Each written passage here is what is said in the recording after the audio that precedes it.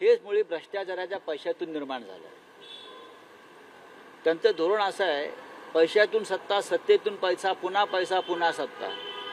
प्रत्येक निवडणूक हे त्या पैशाच्याच मोजमापानं करतायत। मग विधान परिषद असेल, शिक्षकांचे असेल, पदवीधरांचे असेल, माणसं आणि मतं विकत घ्यायची हे त्यांचं धोरण आहे। त्यानुसार त्यांनी नथी वाटल्या असतील, साड्या वाटल्या असतील, अजून काय वाटलं असेल, पण शिक्षक स्वतःला बाजारात उभं करून घेणार नाही विकण्यासाठी। या नाशिक शिक्षक मतदारसंघामध्ये संदीप गोपाळराव गुळवे हे महाआघाडीचे उमेदवार, शिवसेनेचे उमेदवार हे प्रचंड मताधिक्याने पहिल्या फेरीमध्ये विजयी होतील। इतकंच नव्हे तर महाराष्ट्रातल्या विधान परिषदेच्या सर्व जागा, मुंबईमध्ये अनिल परब पदवीधर मतदारसंघ, शिक्षक मतदारसंघात जमो अभ्यंकर, नाशिकमध्ये गुळवे पाटील, संदीप गोपाळराव गुळवे आणि कोकणामध्ये रमेश कीर हे महाविकास आघाडीचे उमेदवार विजयी होत आहेत।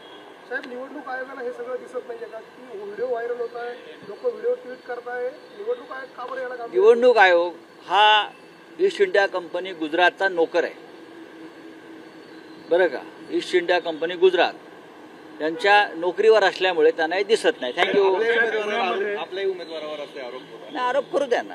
आम्ही का सत्तेत आहोत का? नाशिकला येऊन याच हॉटेलमध्ये काय चाललं होतं आपल्याला माहिती आहे। सर, पुण्यामध्ये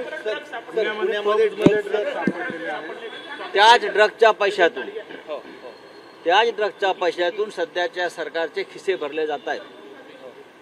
वारंवार हे आम्ही आरोप नाही केले, आम्ही पुरावे दिलेले आहेत। यांना पाठिंबा देणारे, यांना पाठबळ देणारे पोलीस प्रशासन, आमदार आणि खासदार हे कोणत्या पक्षाचे आहेत हे समोर आलेलं आहे।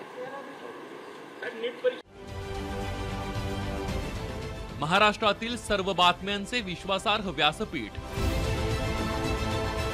सकाळच्या सर्व सोशल मीडिया प्लॅटफॉर्मला लाईक, फॉलो आणि सबस्क्राईब करा। तसंच सर्व नोटिफिकेशनसाठी बेल आयकॉन प्रेस करायला विसरू नका।